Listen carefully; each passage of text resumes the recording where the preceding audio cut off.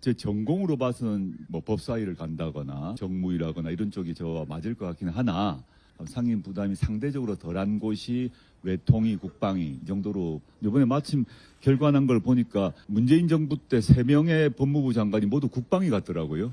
뭐 그다음에 박범계, 추미애 이렇게 됐는데 흥미진진하지 않을까. 이게 무슨 소리입니까? 조국 대표가 오늘 뭐 기자회견 했는데 흥미진진하다. 근데 3명의 이름을 본인 포함해서 언급했어요? 화면으로 보죠. 지금 이런 현상이 나타났어요.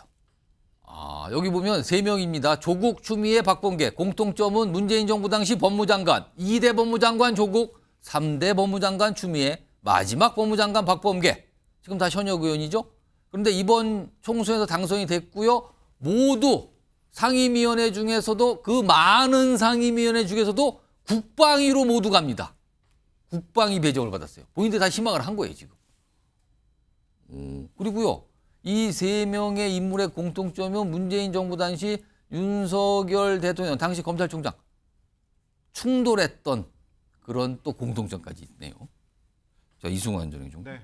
왜 다 국방위로 간 겁니까? 뭐 일각에서는 약간 네. 이상한 이 현상 특이하다면서 왜 다 국방위로 3명의 법무부 장관 출신 의원들이 몰려간 겁니까? 이렇게 또 물어보던데요. 우선 첫 번째는 조국 의원은 저 현상에 대해서 굉장히 의미를 부여하고 싶어 하는 것 같은데 예. 추미애 박범계 장관은 아무 반응 없지 않습니까? 국방위에 함께 활동하게 한 것에 대해서 제가 보니까 법무부 장관이 지금 70대 장관까지 있지 않습니까? 예. 평균 재임 기간이 한 1년 2개월 정도가 됩니다. 그리고 박범계 장관이 1년 4개월 재임했고 추미애 장관이 한 1년 정도 재임을 했거든요. 예. 조국 장관 35일 재임했습니다. 아. 어디 지금 동일한 법무부 장관을 같이 명함을 지금 집어넣어서 이승환 전 행정관은 문제 예. 제기를 하신다. 아니, 조국 전 법무부 장관 알겠는데 다른 두 장관과는 재임 기간 자체가 다른데 어떻게 같은 차원에서 네. 얘기를 하는가? 지금 35일 재임했으면은 각 부처 업무 보고도 못 받은 상황입니다. 그리고 조국 장관 예. 때문에 대한민국 양단 나가지고 결국 문재인 정권에 치명적인 사건을 줬고 예. 결국은 정권 재창출 못한 데에 1등 공신 아닙니까? 예. 그런 분이 나 같은 법무부 장관이야, 같은 급이야,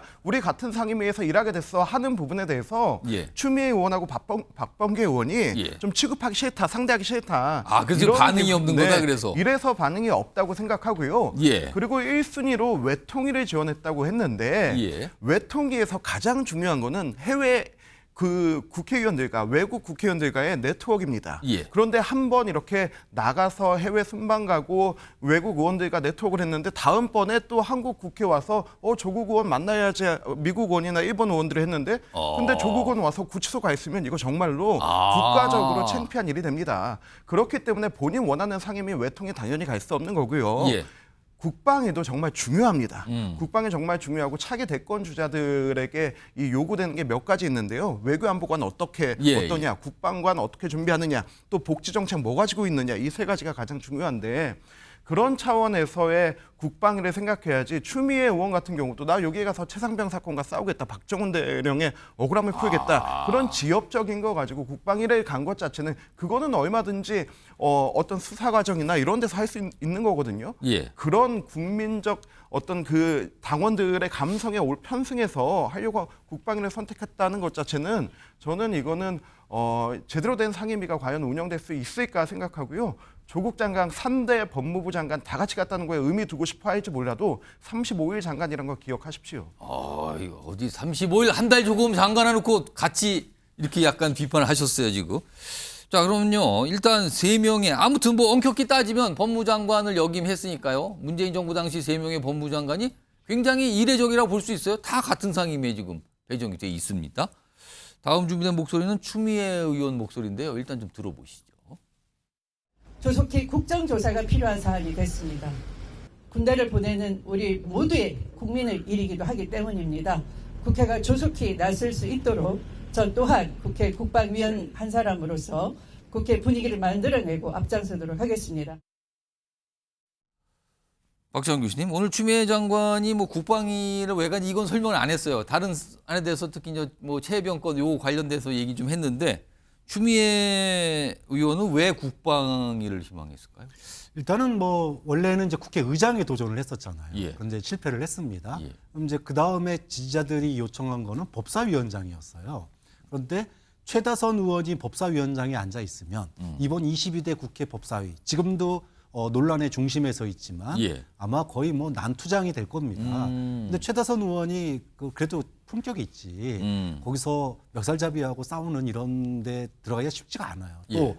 이재명 체제 또 박찬대 체제에 국회 운영 전략을 위해서 예. 비워주는 게 맞다. 아마 이제 그런 선택 때문에 법사위를 피하고 다른 상임위를 갈 텐데. 그럼 의장도 아니고 법사위도 아니고 국방이에요. 그렇죠. 그러다 보니까 이제 최다선 의원들, 선수가 높은 의원들이 가는 게 국방이나 외통입니다. 일종의 관례고요. 예. 근데 마침 국방이나 외통위 중에서 가야 되는 그런 상황인데 마침 국방위가 굉장히 지금 핫 이슈예요.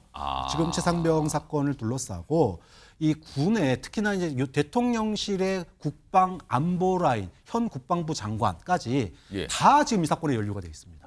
자, 이 부분이 향후에 특검을 통해서 어떻게 보면은 그 대통령실의 외교 안보 라인 자체가 붕괴될 수도 있는 예. 그런 사안으로 갈 때 이 국방위의 역할도 또 중요하거든요. 그럼- 단순하게 최상병 사건을 예. 가지고 싸운다가 아니라 예. 그랬을 때 우리 군의 어떤 그 동요를 막아야 되고 그런 역할들이 있을 수 있다. 그런 점에 있어서 갔는데 사건이 있었던 거지. 그 사건 때문에 간 거. 이건 좀 선후가 그렇다면은 뭐 최병 관련된 이 문제 등 일단 뭔가 할 일이 많고 오늘 이 국방이 이 법무장관의 국방이 특히 추미애 의원 관련해서는 그렇다면은 뭔가 국회 그 국방에서 뭔가 역할을 하고 이게 정치적으로 큰 힘이 될 수도 있고 뭐 이런 것까지 생각하는 거 아니냐라는 분석도 있었어요. 그러나 뭐 추미애 의원은 뭐 별다른 반응이 지금까지 나오지는 않고 있어요.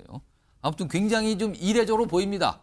법무부 장관, 문재인 정부 당시 법무부 장관 3명이 모두 지금 국방위에 배치가 돼 있다. 이거거든요. 오늘 전 상임위원장 결정되고 각 상임위원 유력한 정치인들 그리고 이름값이 있는 정치인들이 각각 뭐 이렇게 배정이 되거든요. 화면 좀 볼까요? 2명이 등장합니다. 우선 첫 번째는 이재명 대표인데요.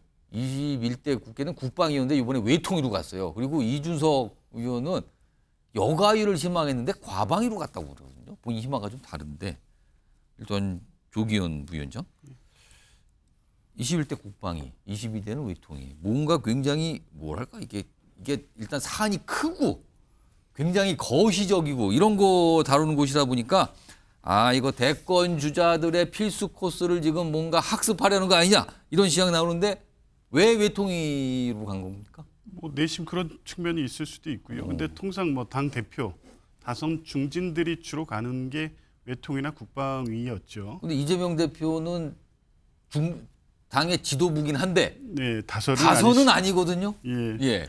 어쨌든 외교통일위원회가 뭐 주요 국가적 아젠다를 다루고 과거에는 또 상원이다 이렇게 불리기도 했잖아요. 그리고 또 여야가 대립하는 것보다는 국익을 위해서 뭐 큰 역할을 한다 이런 느낌이 있고 그러니까 아무래도 뭐 중진들이 가기도 하고 실제 대권 수업 차원에서 외교통일 정책을 뭐 다루는 측면에서도 물론 뭐 그런 생각이 있을 수는 있다고 보는데요. 예. 근데 어찌됐든 지금 뭐 윤석열 정부가 외교 정책에서 지지율을 좀 높게 나오긴 하고 있지만 대일 외교라든가 대미 외교 또 대중국 외교에 여러 가지 문제점이 있습니다. 아마 현안 관련해서도 이재명 대표가 아마 외교통일위원회에서 한 명의 위원으로서 중요한 역할을 해야겠다 이런 생각도 한편에 있으실 겁니다.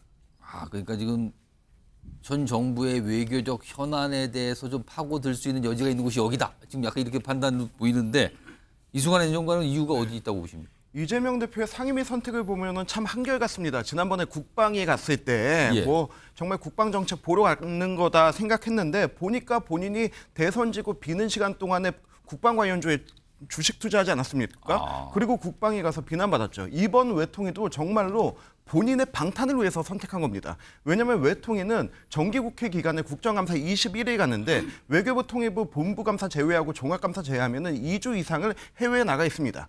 지금 이재명 대표 일주일에 3번 가까운 재판 받아야 되는데 재판 빼기 가장 좋은 핑계 되는 겁니다. 지금 그것뿐만이 아니고 외통위는 또 해외 행사나 이런 부분들 많이 가게 되는데요. 거기에 외통위 위원 자격으로 가면서 재판 갈 때 나 외통위라서 해외 나가야 된다고 빼는 겁니다. 저는 이것도 외통위 정말 방탄의 목적으로 선택했다고 생각합니다. 또 이승환 전 행정관이 또 그런 부분을 파고 드셨어요, 지금요. 자, 그리고 또 한 명 인물 이준석 의원이 과방위에 배정이 됐거든요. 이거는 소규모 정당이니까 국회의장이 정하는데 오늘 모습이 영상에 나오네. 저렇게 앉아 있어요. 오늘 과방위가 열렸거든요. 그러니까 저렇게 자리 잡고 여기 좀 여당 의원들은 없는 상태에서 저렇게 앉아 있습니다.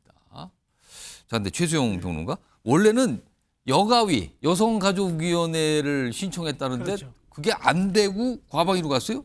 그러니까 과방위도 이제 3순위 내에 있었어요. 그런데 제가 보기에 여기 이제 우원식 의장의 두 가지 아마 생각이 있었던 것 같아요. 첫 번째 이제 여가위를 가면은 이준석 의원이 보면 좀 젠더 갈등에 대해서 좀 약간 여러 가지 이제 대선 갈등에서 그렇고 과거에는 뭐 여가위 폐지하라 이런 얘기도 하지 않았어요? 그러니까 그러다 보니까 괜히 가서 여기서 좀 분란을 일으키는 것보다는 과방위로 가는 게 낫다. 왜냐하면 과방위 가는 이유가 이준석 지금 그 의원이 개혁신당 그러니까 개혁신당 출범할 때 정강정책위원장을 맡았잖아요. 그때 1호 법안이 뭐냐면 공영방송 사장 임명 동의제를 1호 공약으로 내걸었어요. 많은 분들이 기억 못하는데 이게 개혁신당의 1호 공약입니다. 그래서 지금 과방위가 뭐가 있냐면 이번에 개원하자마자 바로 지금 내정된 최민희 위원장이 방송 3법 추진하겠다고 그런 거잖아요. 그 얘기가 있어요. 그 얘기가 공영방송 사장 임명 동의제하고 유사한 겁니다. 이게 이제 방송 3법이 뭐냐면은 KBS, MBC, 이제 EBS를 시청자위원회 같은 이제 외부 이사들이 많이 참여하고 이사의 숫자 늘린다는 건데 이준석 대표가 얘기한 공영방송 사장 임명 동의제가 바로 10년 동안의 전문성이 사장되려면 있어야 되고 주변 동료들의 평가와 동의를 얻어야 된다. 그러니까 유사해요. 그래서 이걸 가지고 지금 여권을 압박하는데 이준석 대표가 차라리 방송법 개정하는데 여기 한 축 보태라고 아마 우원식 의장이 여가부는 약간 갈등 때문에 빼고 그것을 과방위로 보면서 방송 3법 개정안에 힘을 보태는 측면으로 저는 약간의 노림수가 있지 않았는가. 근데 또 이준석 대표가 이걸 흔쾌히 받아들인 거는 자신들의 1호 공약이기도 하니까 이걸 또 거부할 명분도 없어서 과방위로 간 것이라고 저는 생각합니다. 자, 지금 뭐 주요 정치인들, 인도가 있는 정치인들이 이제 각각 배정이 되고 있는데 아직 여당 의원들은 지금 뭔가 합의가 안 된 상태에서 배정이 안 되고 있거든요, 지금. 뭐 내일도 법사위가 열린다고 하는데 거기 또 여당 의원들이 빠진 상태에서 야당 의원들만 또 자리를 하게 될 것 같네요.